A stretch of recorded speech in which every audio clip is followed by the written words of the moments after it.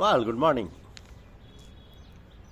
The topic of discussion today is talented Indians should not have to go to Europe or US to do top tier research. Talented Indians should not have to go to Europe or US to do top tier research. The Randy Sheckman, who shared the 2013 Nobel Prize in Physiology or Medicine for discovering how cells organize the transport of molecules in tiny packages called vessels, was the chief guest at Infosys Prize 2025 ceremony in Bengaluru. In an interview with Habia Salim, he explains why he has made Parkinson's his latest mission and how his discovery helps diabetes. So, he said, diabetes in India and around the world rely on insulin. What most people don't know is that much of it is made by the same yeast used to bake bread and brew beer. That's a very direct way basic cells biology touches everyday life. Our lives are made possible by about 1 lakh different protein molecules.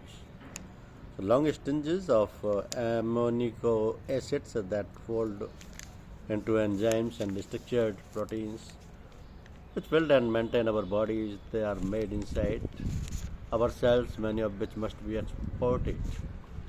So, like insulin or both molecules that let nerve cells talk to each other. These are carried in tiny vessels, a system that evolved billions of years ago. I was fortunate to choose yeast as the model to study this protein export. Within the first 2 years, I was able to isolate the genes that organize this pathway map, how they interact and identify, and the proteins that they encode. So later, when the human genome was sequenced, we discovered that humans had the same gene as yeast. Not surprising, since this process evolved 2 billion years ago, and evolution reuses the works. This made it possible for the emerging biotech industry, in San Francisco, to use yeast as a platform to manufacture important human proteins that are normally exported from cells like insulin. So within a few years, scientists could introduce the human insulin gene into yeast and equip it with the signals needed for yeast to recognize and secrete it.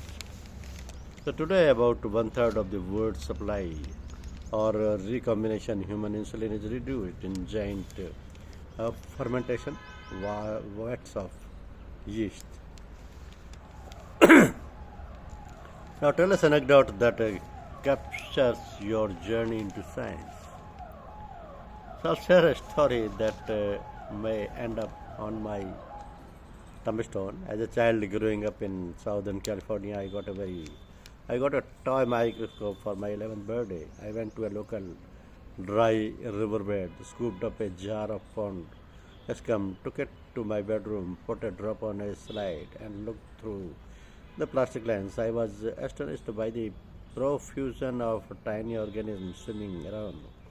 One evening at dinner, I tried to describe this to my father, who was quite skeptical. He thought I just had a vivid imagination. I was offended by his skepticism and I decided I needed a real microscope. I did odd jobs, babysitting, mowing lawns, delivering newspapers, and resolved to save $100, which was a lot of money in 1962 to buy a proper student microscope. I hid the money in my bedroom closet, but I could never reach $100 because my mother kept borrowing some of it to buy groceries. On one Saturday, I was so upset that I got on my bicycle and rode to the local police station. I told the duty officer I wanted to run away from my home because my mother was stealing my money and could not buy my microscope. They called my father in. He met with the captain, and I am sure he was angry, but the upshot was that he and I went to a local pawn shop. In the front window was a Bosch and Lomb monocular microscope, my dream.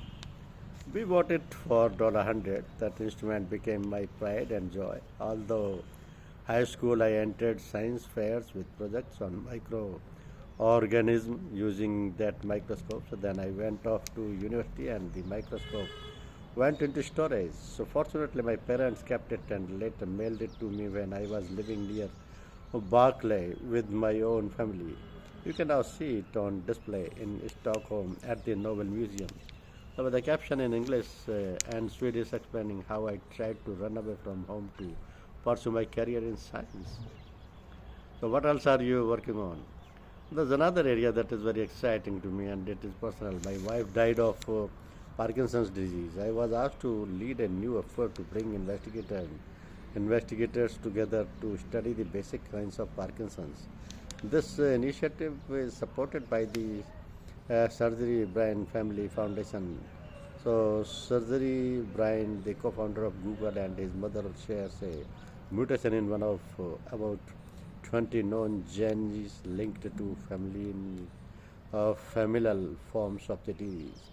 He is not yet, but he is at risk, and he was invested over $1 billion in Parkinson's research. Thank you very much.